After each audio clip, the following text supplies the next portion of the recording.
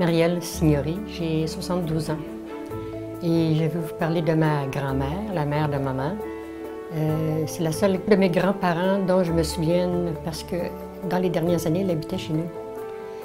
Et puis, elle était assez âgée et elle s'appelait Enedine. Enedine, et il faut dire qu'on lui a donné des surnoms à l'occasion.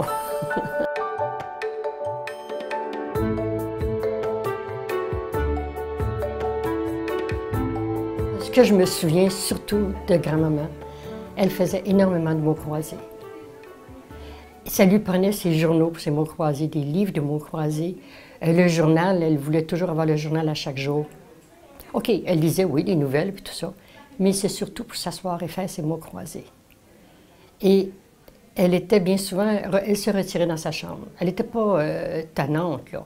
Elle se retirait dans sa chambre, elle passait la journée dans sa chambre, puis elle faisait des mots croisés.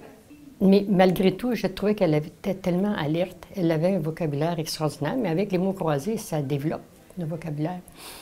Elle connaissait tous les mots, les définitions. Et puis pourtant, c'est pas une personne qui est allée tellement à l'école, je crois pas. Et puis malgré tout ça, elle est décédée à 98 ans. Alors je me dis, elle avait la bonne recette quand même.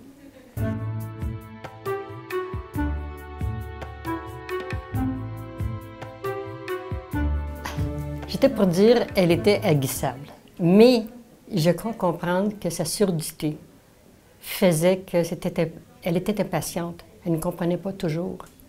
Alors de ne pas toujours comprendre, ça peut rendre quelqu'un agressif même, là.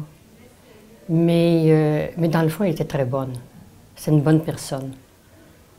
Comme elle a eu toutes ses facultés quand même jusqu'à, moi je dirais 80, dépassé 90, près de 95.